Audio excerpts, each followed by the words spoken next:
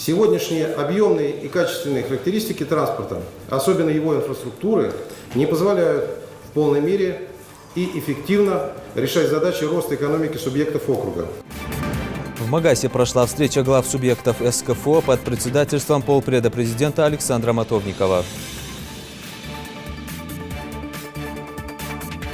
У нас довольно серьезно сейчас развиваются дорожные проекты. 23 километра безопасности и комфорта. Юнусбек Кевкуров и Роман Старовойт открыли новый участок дороги в Малгобекском районе. Закон, касающийся миллионов граждан страны, Госдума утвердила во втором чтении изменения в пенсионном законодательстве.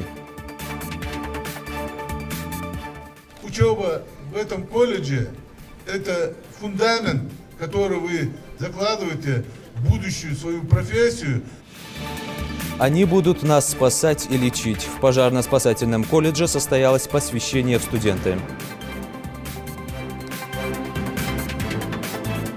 Я думаю, что Ингушетия и башни сторожевые – это такие сооружения, которые достойны называться чудом России. Знакомство с горной Ингушетией. Для участников научно-практической конференции провели экскурсию по Джейравскому району.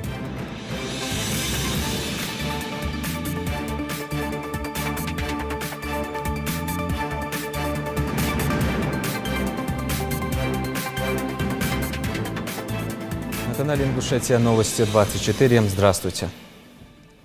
Сегодня в Магасе состоялось заседание Совета под председательством полномочного представителя президента России в СКФО Александра Матовникова. Основной темой обсуждения встречи глав регионов стало развитие транспортной системы в субъектах СКФО, в том числе и выделение средств на улучшение состояния региональной дорожной сети. На встрече было отмечено, что регионы Северного Кавказа войдут в национальный проект «Безопасные и качественные автодороги» с 2019 года. Репортаж Мадины Пугоевой. Более 2000 километров железных и 86 тысяч километров автомобильных дорог, а также 7 аэродромов объединяют регионы СКФО и страны, являясь необходимым условием территориальной целостности и экономического пространства. С этих слов начал свое выступление полпред президента России в СКФО Александр Матовников. По его словам, эти коммуникации играют важную роль во внешнеэкономических отношениях России, в частности в реализации экспорта. Часть транспортной отрасли субъектов Северокавказского федерального округа не соответствует норме по качеству и количеству, отметил он. Сегодняшние объемные и качественные характеристики транспорта, особенно его инфраструктуры, не позволяют в полной мере и эффективно решать задачи роста экономики субъектов округа, в том числе задачи удовлетворения спроса инновационного сектора на высококачественные транспортно-логистические услуги, реализации в полном объеме транзитного потенциала Северокавказского федерального округа. Низкая пропускная способность железнодорожной инфраструктуры на основных магистральных направлениях, дефицит современных транспортно-логистических центров и мощностей терминально-складского хозяйства, высокий уровень износа основных фондов сдерживает развитие железнодорожных перевозок. В ближайшем будущем планируется поддержать агропромышленный комплекс субъектов для налаживания экономических отношений с Ираном и Индией, отметил в своем выступлении Сергей Чеботарев. Медленное развитие транспортной инфраструктуры в определенной мере тормозит экспорт продукции регионов СКФО, поэтому дорожные артерии республик требуют серьезной модернизации. Стратегия направлена на интеграцию Северного Кавказа в транспортные узлы и коридоры международной торговли, которые образуют единый транспортный узел в Каспийском бассейне. В рамках стратегии предполагается реализация крупных транспортно-логистических проектов, в частности, строительство нового грузового терминала на территории Республики Дагестан, пассажирского терминала в городе Дербенте. Президент России Владимир Владимирович Путин на 5-м Каспийском саммите, состоявшемся в Республике Казахстан, заявил о намерении Российской Федерации реализовывать стратегию и до 2025 года построить новый глубоководный морской порт в районе Каспийска. Говоря о транспортно-логистической инфраструктуре Ингушетии, глава республики внес ряд предложений, которые позволят ускорить развитие этой отрасли в регионе. Юнусбек Кевкуров также рассказал о том, что уже сделано. Что я хотел бы сказать? Во-первых, первое, спасибо Министерству транспорта и, конечно, лично Роману Владимировичу вам за то, что как Росавтодор вы реально там участвуете в жизни региона. Мы как минимум там 4 или 5 раз в год встречаемся, обсуждаем и вопрос затрагиваем. Это раз. Второе, Николай Сергеевич, мы в прошлом году подавали дорога мы его обосновали, показали, у нас план попал. Поэтому я прошу, в отдельно мы зайдем, потому что обсудим. Это Чни, Таргин и Джейдах, и выход на военно-грузинскую дорогу. Это граница 82 километра Грузии, это пограничные заставы, это туристическая отрасль. Мы его обосновали, мы его в совершенстве отремонтировали, мы его сделали, готовы передать. Поэтому мы сейчас работаем по линии Федеральной службы безопасности. Почему? Потому что там была тема, что этот вопрос мы должны реально устранить. Мы их устраним, еще раз будем с предложением на Минтранс. Просим все-таки поддержать, потому что единственный аэропорт сегодня один из самых красивых, привлекательных и одна из самых лучших взлетно-посадочных полос. 300, все типы самолетов принимает, но он пока не международный. То есть единственный аэропорт остался, поэтому я на ваше имя, Александр, и к вам обращусь. Те правила игры, которые там должны соблюдаться, то, что нужно устроить, то, что сделать, мы, конечно, делаем. Почему? Потому что без этого мы как бы не обращались, не добьемся своего. Безопасные и качественные дороги в национальном проекте, утвержденном Владимиром Путиным, с начала следующего года будут принимать участие все регионы СКФО. В настоящее время общая протяженность дорог округа регионального и межмуниципального значения составляет 21 540 километров. Из них в хорошем состоянии находится чуть больше половины. Минтранс России предложила правительству страны выделить дополнительные средства всем регионам без исключения для улучшения транспортной инфраструктуры. Общий объем средств на 6-летний период, согласно сегодняшним предложениям по всем регионам округа, составляет реализация этой задачи порядка 9 миллиардов рублей. За период реализации проекта нормативное состояние должно быть приведено суммарно во всех субъектах округа около 600 километров. Кроме того, в рамках проекта предусматривается модернизация дорожной сети городских агломераций, образуемых всеми столицами субъектов округа. В части Республика Ингушетия это Назрань-Магасская агломерация. На эти цели запланированы в 6-летний период дополнительные поступления в бюджеты регионов округа порядка 20 миллиардов рублей. Собравшиеся также обсудили реализацию основ государственной пограничной политики России в регионах СКФО, затронули тему выборных кампаний, прошедших 9 сентября, и подготовку к полному запуску цифрового эфирного наземного вещания в Северокавказском федеральном округе. Мадина Пугоева, Светлана Томова, Рахман Цуров, Новости 24. Сразу же после заседания Совета между главами Ингушетии Юнусбеком Евкуровым и Чеченской Республики Рамзаном Кадыровым в присутствии полпреда президента России в СКФО Александра Матовникова состоялось подписание соглашения об установлении границы между Ингушетией и Чечней. Обозначение юридически оформленной границы стало новым шагом на пути укрепления дружбы и единства. Подробности в репортаже нашего корреспондента. Решение, достигнутое руководством республик в ходе переговоров, предполагает, что процесс определения границ между субъектами не затронет населенные пункты двух республик, а предусматривает закрепление границ в горно-лесистой части территории. Главы договорились, что между республиками не будет постов. Все дороги будут открыты, отремонтированы и заасфальтированы.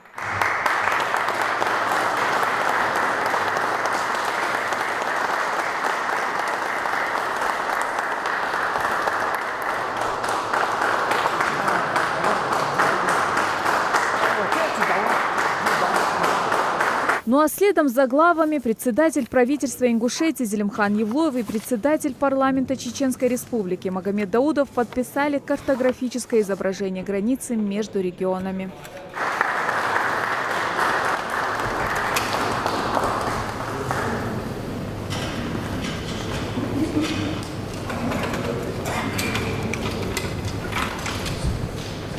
После официальной церемонии Александр Матовников и руководители республики Юнусбек Евкуров и Рамзан Кадыров ответили на вопросы журналистов.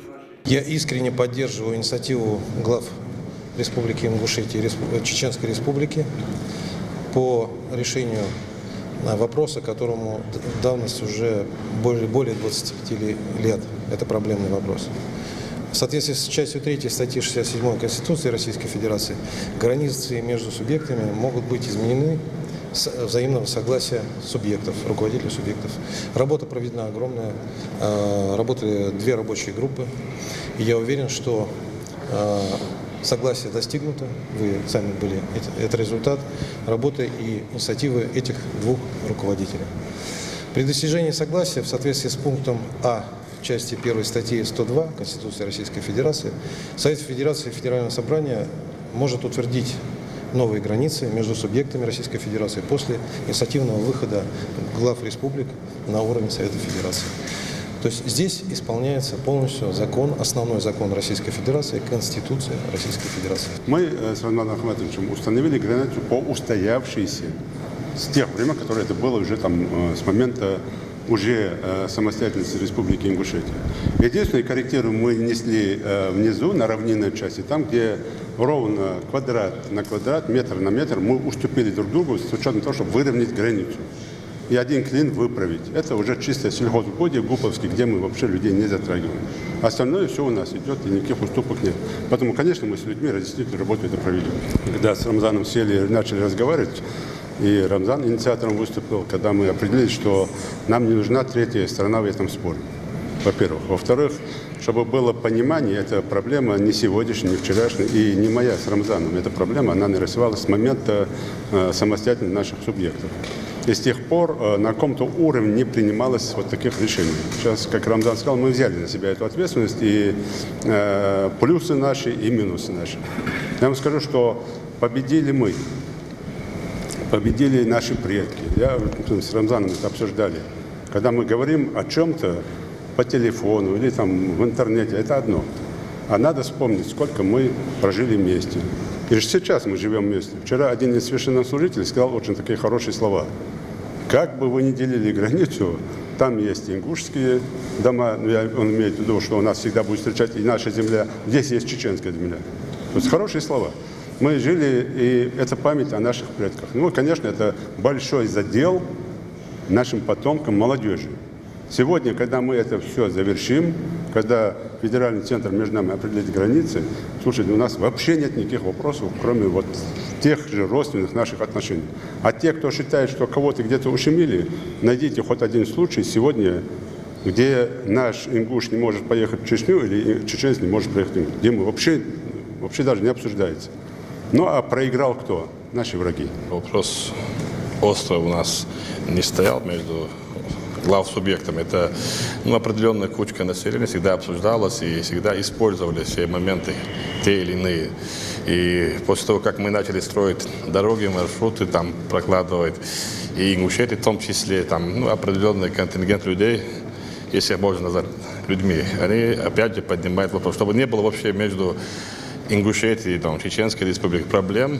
Сегодня мы взяли на себя ответственность, смелость, так скажем, да, и начали закладывать основу. И я думаю, что в ближайшем будущем комиссия, которая работала над этим, закончит все и расставит на свои места. А так мы в войнах, и мы братья, и это должно быть не на словах, а на деле.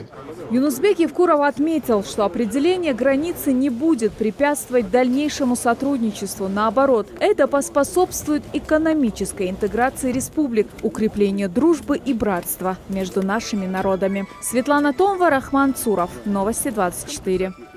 Подписание соглашения об установлении границы между двумя регионами является без всякого преувеличения историческим событием, которое ляжет в основу дальнейшего развития и укрепления добрососедских отношений.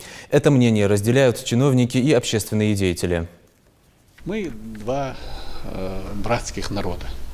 И в этом споре, как сегодня заявил и глава Республики Ингушетия, и глава Чеченской Республики, здесь нет выигравших и проигравших. Здесь вот все выиграли. Выиграл в первую очередь и чеченские, и ингушские народы, потому что все-таки наконец-то наступил мир. 26 лет были попытки, желание установить эти границы. И сегодня нам это удалось сегодня, и думаю, что в соответствии с действующим законодательством будут уже дальше эти границы закреплены. Учитывая, что мы два братских народа, сегодня была воля двух глав субъекта, все-таки, чтобы снять эту проблему раз навсегда, чтобы снять этот территориальный спор между нашими республиками. И здесь очень важно, что это решение принимается и одабривается большинством населения. Это будет в дальнейшем укреплять только отношения между нами, это будет укреплять наше братство и дружбу. Я считаю, что это в принципе положительное решение. Те, кто выдает какую-то ложную информацию, выдают информацию заведомо непроверенную, информацию, где-то пользуясь слухом, я бы просто предостерег их, что не надо этим злоупотреблять. Это слишком болезненный вопрос и для людей, и для всех, для каждого нашего человека. Вот. И я просто говорю, что сегодня оно закончилось на такой ноте хорошей. Алхамдулиллах. Сегодняшнее событие, оно очень позитивно отразится на наших отношениях с Чеченской Республикой, потому что вопросы, которые стояли приграничные, они очень тяжелые, и наше руководство предприняло очень важный шаг к урегулированию вот этих отношений. Это очень правильное решение, очень своевременное решение.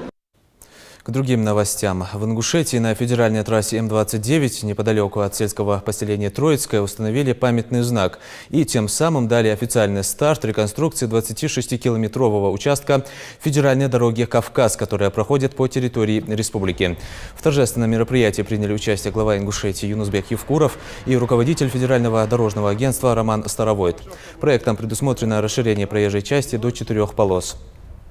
На объекте построят 3 транспортные развязки в разных уровнях.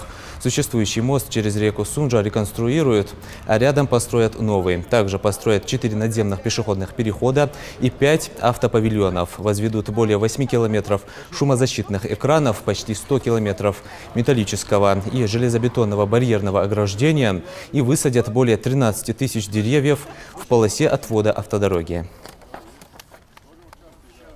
Начало реализации проекта, который сегодня было открыто, это колоссально имеет значение не только для территории Республики Ингушетия, для транзитного транспорта, в целом для Северо-Кавказского федерального округа, да, пожалуй, для всего Федерального дорожного агентства. Это самый масштабный проект, начало реализации которого в этом 2018 году. Мы очень долго вместе, совместно с руководством Республики Ингушетия, с непосредственно Юнусбеком Матгиреевичем, всем доказывали необходимость реализации этого проекта. На сегодняшний день интенсивность движения давно превышает геометрические параметры существующей дороги. И, конечно, давно назрела необходимость строительства дороги первой технической категории. Это будет 4-полосная современная автомобильная магистраль с осевым барьерным ограждением, освещением, надземными пешеходными переходами. По просьбе местных жителей будет организованы скотопрогоны в традиционных местах перехода домашними животными автомобильной дороги. Будут установлены шумозащитные экраны.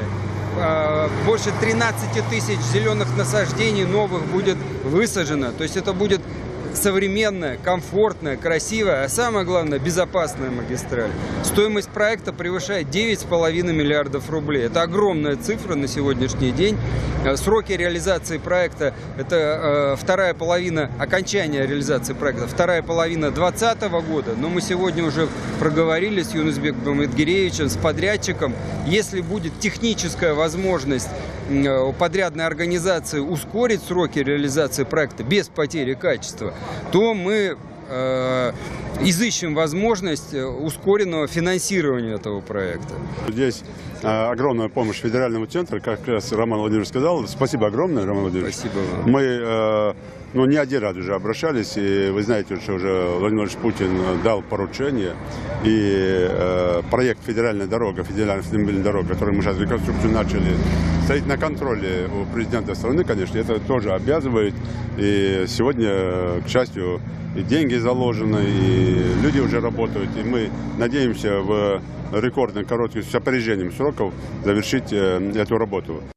Если второй этап реконструкции трассы «Кавказ» только начинается, в Малгобекском районе сегодня открыли 23-километровый участок новой автодороги Назрань-Малгобек-Нижний Курб-Терек. На торжественном открытии автодороги, соединяющей несколько субъектов СКФО, присутствовали глава Ингушетии Юнусбек Евкуров и руководитель Федерального дорожного агентства Роман Старовойт. Дорожное полотно значительно расширили, вместо 2-3 полосы движения благоустроили и обочину. Репортаж Индиры Манкеевой.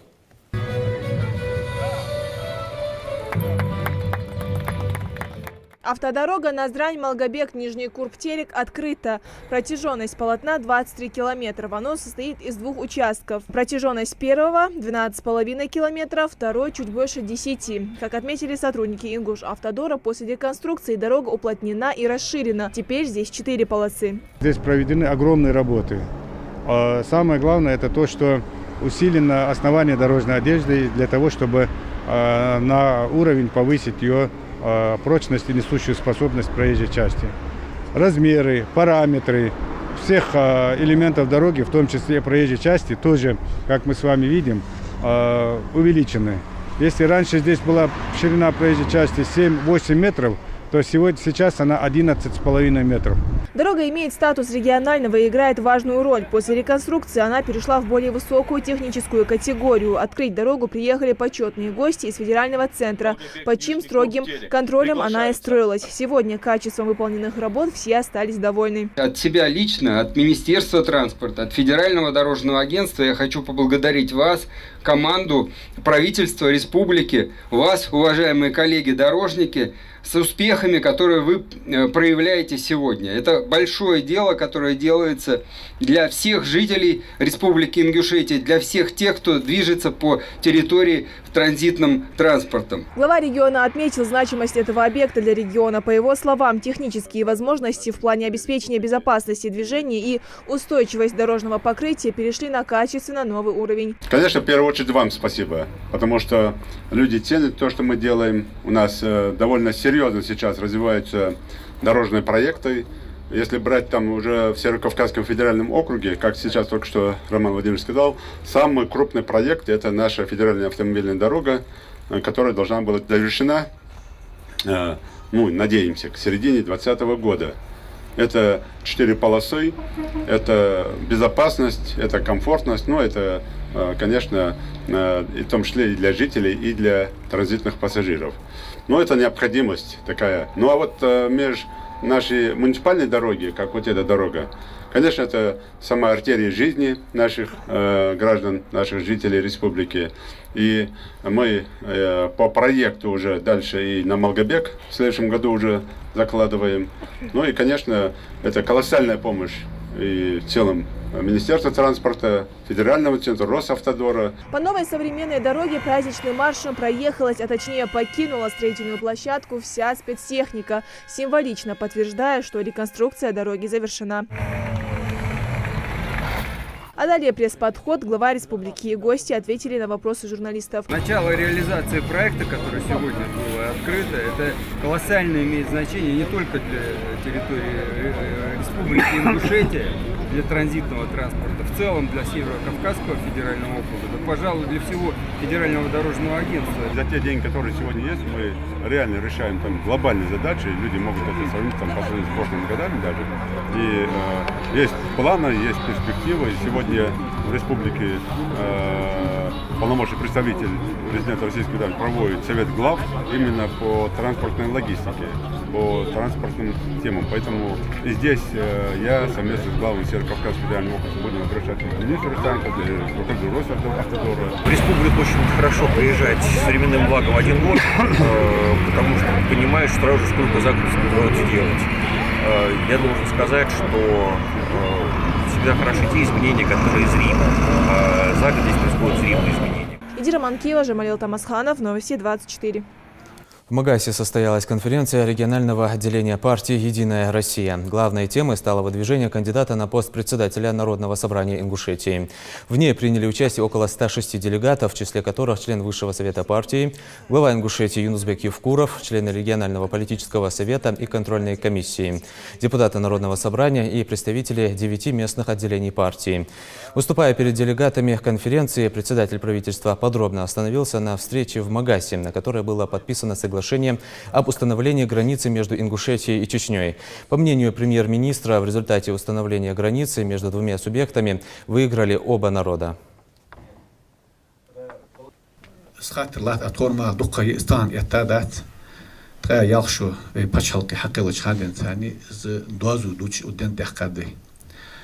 Федеральный адру ваша яхка комиссия жер ко ехани царя ца комиссии шибол хацебеже حواشيلا على دقاستش خني أوز باش بوش باقة شاندك خوجده بول حبيت صدوقش بيني كدوازو أدي صدوقش بين باش حلقين دوكيزي تاه تبوا بيت هيدين دوكيزي باشو حالدين سلاتش دو خاطر تان شنقة منيقي صبرت بول أوزيق ديبوتات شباهنا قيكرو دو أشوك صباشو حالدين لاتش دو خاطرش إش خاطرش دون دير تخنه إس خاطرش وي إيشش حمدواتش نوخشي قلدوسش حمدواتش تان أوت دوازو سق أورها دوازو دواتش إش نادا غيشور داتسيقه مولا وتسوى أجواء وي صلت هذا قد خاطر لاتن حلش كبي شق ده ديش بحديدش خاطرش ده إز إيل نيجت تشدور كرتش إش بعشت دور سئيل نيجتي از لا تخنه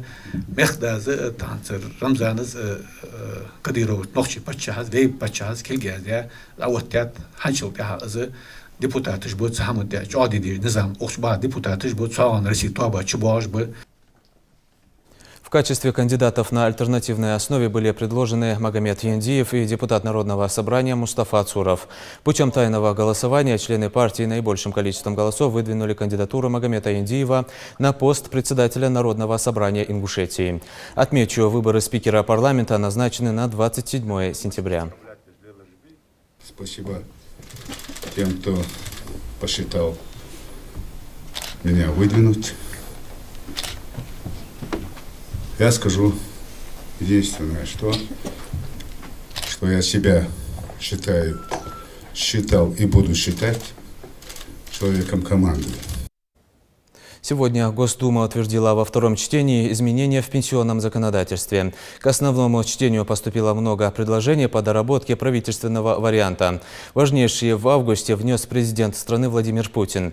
Было широкое общественное обсуждение. Кроме изменений срока выхода на заслуженный отдых, главная цель – повышение пенсий. Например, к 2024 году в среднем они возрастут до 20 тысяч рублей в месяц. В результате к правительственному проекту закона поступило более 300 поправок. Завтра запланировано третье окончательное чтение. Репортаж Зелимхана Калоева. Самые важные поправки президентские. Владимир Путин скорректировал предложение правительства в самой чувствительной части. Возраст выхода женщин на пенсию снизит с 63 лет до 60. А многодетным матерям дадут право на досрочный выход на заслуженный отдых в 57 лет, если в семье 3 детей, в 56, если 4, в 50, если 5 и более. Также пожилые люди сохранят право на федеральные и региональные льготы для женщин с 55 лет, для мужчин 60. Как и сейчас. То есть право на льготы даст возможность, а не статус пенсионера. Другие важные поправки: стаж, дающий право на досрочный выход на пенсию, сократят для женщин до 37 лет, для мужчин до 42. Возраст выхода на пенсию представителей коренных народов Севера не изменится. Сохранятся льготы и для работников вредных производств. А для пенсионеров с 30-летним стажем в сельском хозяйстве с нового года введут надбавку к пенсии в 25%.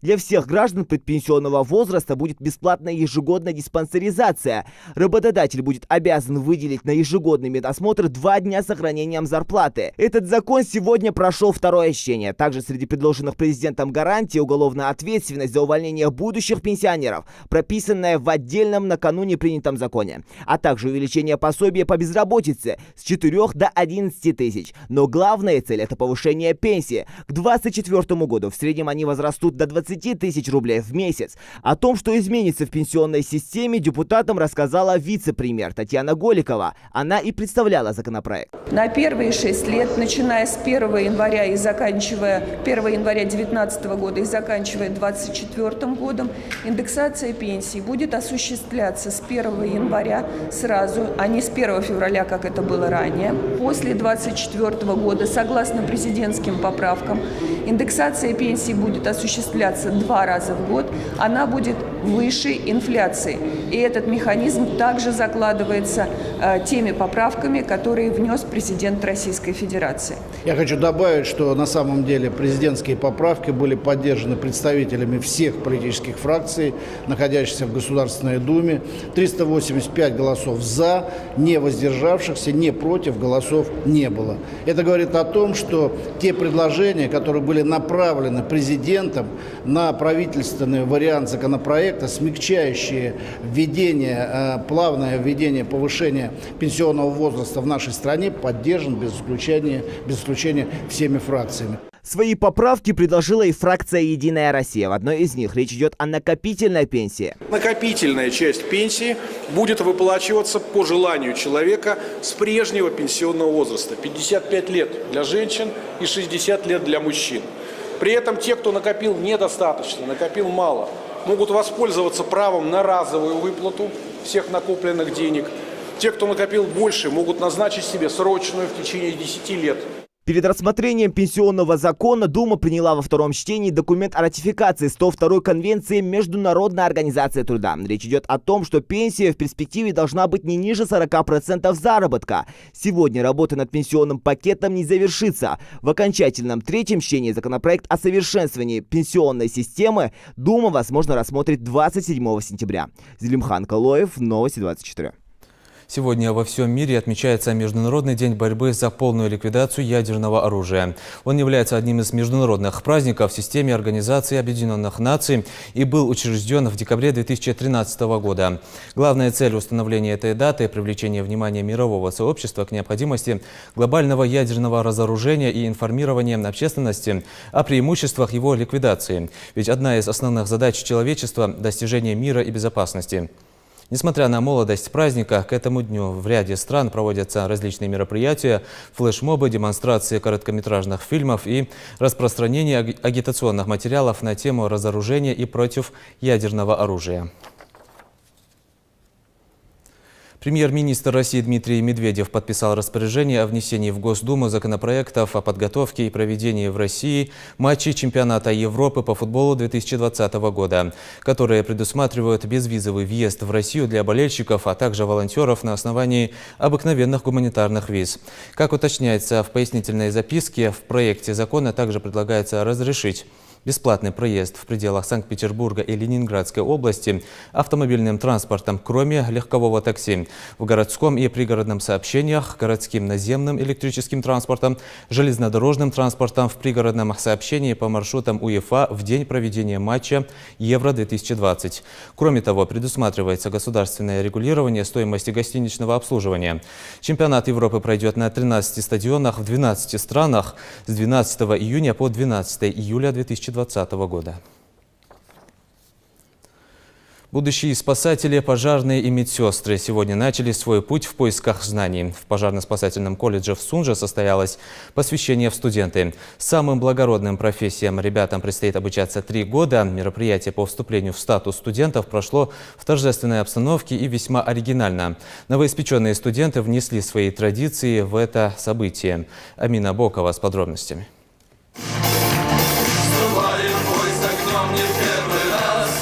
Разжечь огонь знаний в прямом смысле этого слова. Своеобразный олимпийский факел, но только символизирующий науку, проносят первокурсники пожарно-спасательного колледжа. Будущие медсестры, пожарные, воспитатели, представители действительно благороднейших и самых необходимых профессий сегодня начинают свой нелегкий путь к знаниям. Мария Махреева с детства мечтала спасать человеческие жизни и поступила на сестринское дело. Девушка поставила себе цель учиться на одни пятерки, чтобы потом получить высшее образование.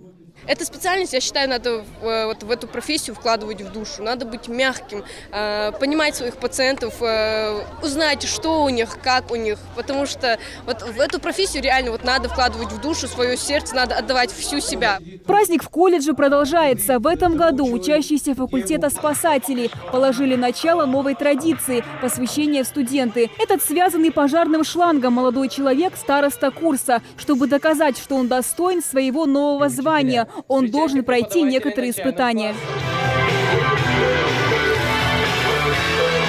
Ну а далее уже студенты старших курсов демонстрируют, что успели освоить за время учебы в колледже.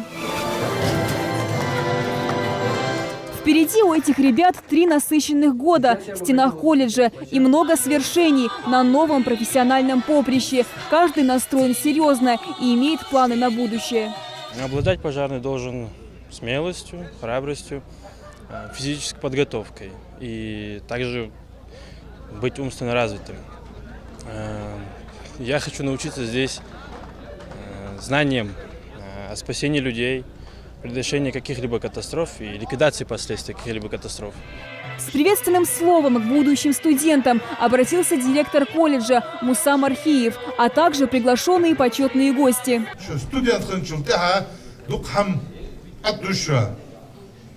Дисциплина, порядок,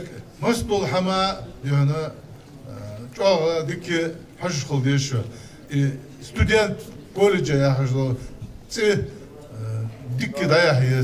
чтобы достойно нести вот это имя студент. Вот эта учеба в этом колледже – это фундамент, который вы закладываете в будущую свою профессию и продолжение вашей профессиональной вот этой деятельности.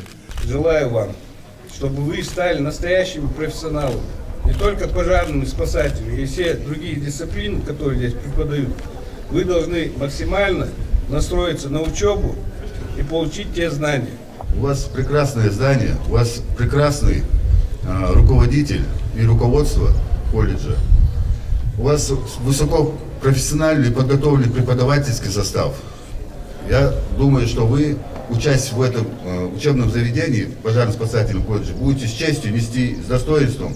На территории СУЗа недавно построили новый корпус, в котором предусмотрены специализированные кабинеты, бассейны. Там же есть мастерская, где студентам шьют специальную форму. Словом, для тех, кто действительно хочет набраться знаний, здесь созданы все условия. У нас в нашем колледже учатся по 5 направлениям.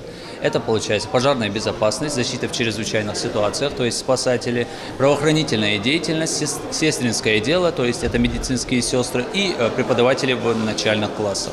В этом году у нас конкурс проходил намного жестче, чем в прошлом году, из-за того, что поток абитуриентов был очень большой и даже учитывалось тот момент, когда в каком году они заканчивали школу. Несмотря на постоянный риск и напряжение, сказывающиеся на психике человека, молодые люди продолжают вкладывать все силы в нелегкое дело спасателей, пожарных и врачей. Колледж ежегодно выпускает десятки высококвалифицированных специалистов, готовых рисковать каждый день собственной жизнью, чтобы спасти чужие. Амина Бокова, Майрбек Миржоев, Новости 24.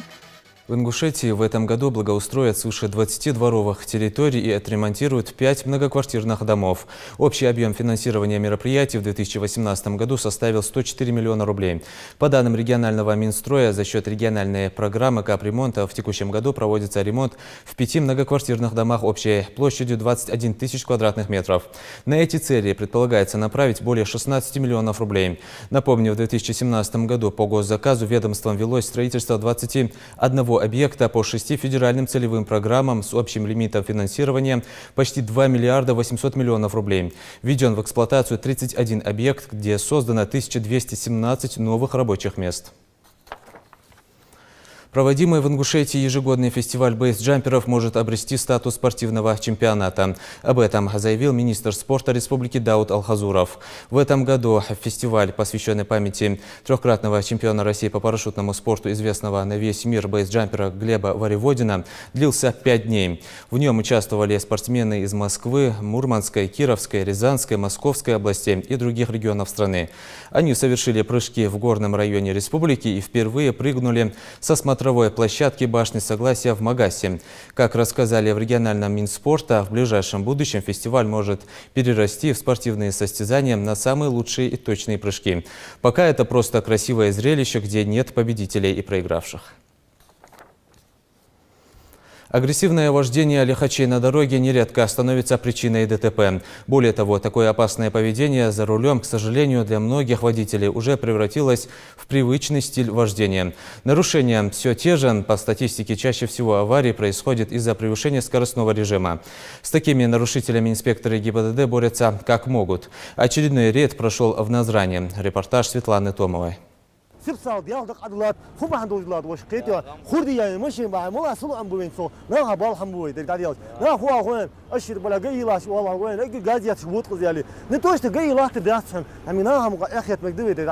Несоблюдение скоростного режима, проезд на красный свет, обгон справа. Этот список нарушений правил дорожного движения можно перечислять еще долго. Фактически агрессивным следует считать стиль вождения, создающий угрозу безопасности других участников движения.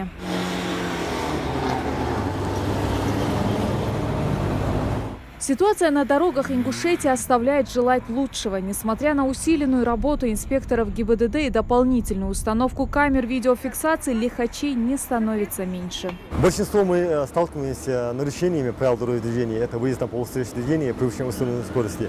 Несмотря мы проводим рейдовые мероприятия, профилактические мероприятия разного характера и предупреждение водителей, чтобы нарушали эти правила дорожного движения. Сколько у нас в республике погибает водители, и так и пассажиры, и пешеходы, и какие нарушения приводят к тяжким последствиям.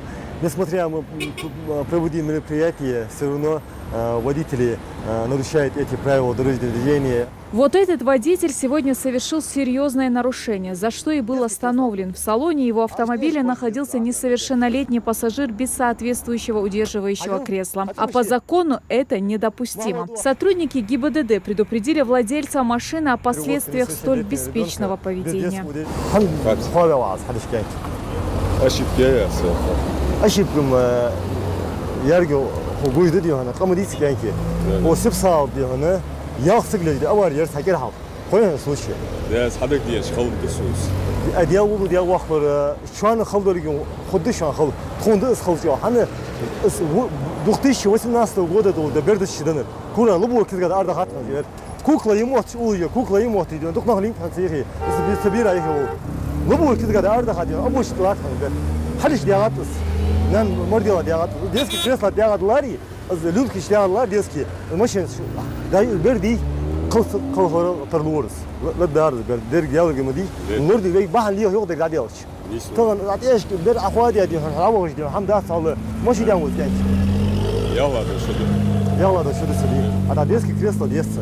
В центре Назрани, где практически всегда бывает большое скопление автомобилей, чаще происходят различные нарушения. Вот и эти водители считают, что имеют право выезжать за стоп-линию перед светофорами. Заслуженный штраф с камер видеофиксации они уже получили. Но и без профилактической беседы сотрудники ГИБДД их не отпускают.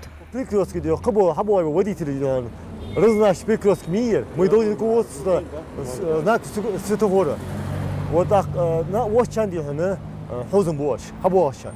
1500 рублей штраф тиртахат, а 1500 рублей дахеш лёг. Представители ГИБДД бьют тревогу. Они призывают местных жителей не становиться равнодушными свидетелями нарушителей правил дорожного движения. Хотелось бы обратиться к нашему населению для того, чтобы они не были равнодушными нарушением правил дорожного движения со стороны таких видов лиц, которые у нас сегодня позволяют дрифты, позволяют нарушать грубые правила дорожного движения, игнорируют права окружающих, игнорируют права водителей, игнорируют права пешеходов. Хотелось бы, чтобы они сообщали о видах нарушения по телефону доверия 55 4099, для того, чтобы мы смогли среагировать и наказать данных водителей. Каждый год в ГИБДД подводят ужасающую статистику ДТП со смертельным исходом, и количество погибших людей не становится меньше. С января текущего года на территории республики зарегистрировано 156 дорожно-транспортных происшествий, в которых 274 человека получили ранения различной степени тяжести. Погибло 44. Среди них 2 несовершеннолетних детей. Уважаемые водители, прежде чем сесть за руль своего автомобиля и превысить скорость, подумайте, что вы отвечаете не только за свою жизнь, но и жизнь других людей. Светлана Томова, Рахман Цуров. Новости 24. Вступил в силу закон о штрафах для поисковиков за выдачу ссылок на запрещенные сайты. Теперь оператору поисковой системы, не подключенному к реестру Роскомнадзора с информацией о ресурсах и информационно-телекоммуникационных сетях, доступ к которым ограничен в России, может грозить штраф для юридических лиц от 500 до 700 тысяч рублей, для должностных лиц от 30 до 50 тысяч рублей. Такие же штрафы предусмотрены в случае, если оператор поисковика не прекратил выдачу по запросам пользователей ссылок на сайты, доступ к которым ограничен согласно действующему законодательству или по решению Мосгорсуда, а также на их зеркала. За выполнением закона следит Роскомнадзор. Башенные комплексы Игикал и Вовнушки, храм Тхабай-Ярды и другие достопримечательности горной Ингушетии посетили сегодня участники международной научно-практической конференции, посвященной столетию архивной службы России и 25-летию Госархива Ингушетии, которая в эти дни проходит в регионе. Для гостей устроили экскурсии по Джарасскому району, ну а завершилась поездка в горы вкусным обедом. Все подробности в сюжете Тамерлана Хамхоева. Сегодняшняя экскурсия не совсем обычная, хотя бы потому, что первая остановка не у въезда в Асиновское ущелье Джейрахского района, а у башенного комплекса Вовнушки. Гостям рассказывают о том, какое значение в жизни ингушского народа имеют эти монументальные сооружения, сквозь века пронесшие в себе историю нашего края. Мы находимся в горной Асинской котловине Ингушетии. Здесь мы находимся на пути, на ветке бокового шелкового пути, великого шелкового пути. Здесь пролегала одна ветвь, шла туда, отсюда шла на Чечню, на Грузию она шла. Здесь караваны шли, верблюды и так далее. Эта дорога ей 4,5 тысячи лет. Некоторые участники международной практической конференции, посвященной столетию архивной службы в горах Ингушетии, впервые. Впечатления самые позитивные, признаются гости. Атмосфера, царящая здесь, не может оставить равнодушным никого. Я думаю, что Ингушетия и башни сторожевые – это такие сооружения, которые достойны называться чудом России. Потому что впечатление неизгладимое они производят, и значение вот этого шелкового пути, который проходил по этой местности, оно, конечно, решающее место в мировой истории занимает. Поэтому то, что мы сегодня увидели, могильники, башни, природа, география, климат, история, археология, это впечатляет очень. Я поражен суровой красотой этих мест, раз. Второе, мы вот сейчас ехали по дороге к этому комплексу, но я профессиональный историк, гражданский историк. Меня вот мысли, как люди жили в таких условиях, очень трудных. Ну хорошо, вода есть, а хлеб, продукты питания. А вот когда я посмотрел на башни, вот, ну это выше человеческих сил, вот одна тропа, как создать шедевры такой архитектуры. Чуть дальше башенного комплекса Вовнушки находятся солнечные могильники. Исследовав их, послушав рассказы экскурсовода, туристы направились дальше. Следующая точка – христианский храм Тхабай-Ярды, самый древний на территории России. Здесь останавливается практически каждый турист, находящийся в республике. Не стали исключением и сегодняшние гости. Я думаю, что это самое грандиозное здание, сооружение, которое надо внести, скажем так, под охрану ЮНЕСКО, скорее всего. Очень грандиозное строение, очень важное, очень нужное для истории народа. Следующая точка в программе экскурсии – самый крупный башенный комплекс в Ингушетии – Игикал. Огромное количество башен разбросано на его территории. Гости находятся под впечатлением, фотографируя буквально каждый момент нахождения на этой земле. Здесь этого времени циклопические постройки есть подземные склепы. Вон они внизу там находятся. Вон эта вершина, это святая вершина Цейлам всей Ингушетии. Все языческие главные культовые постройки находятся на этой вершине. Сегодняшняя экскурсия еще раз показала, что в Ингушетии туризм развивается ударными темпами. В любую погоду и время нам есть что показать и рассказать туристам. Главное, чтобы их количество только росло. А гостям мы рады всегда. Тамерлан Хамхоев, Гапур Черкиев, Новости 24. Все информационные выпуски и анонсы наших программ смотрите на официальных страницах в соцсетях, Facebook, Instagram, YouTube, Twitter и ВКонтакте. На этом наш выпуск завершен. Оставайтесь на канале Ингушетия.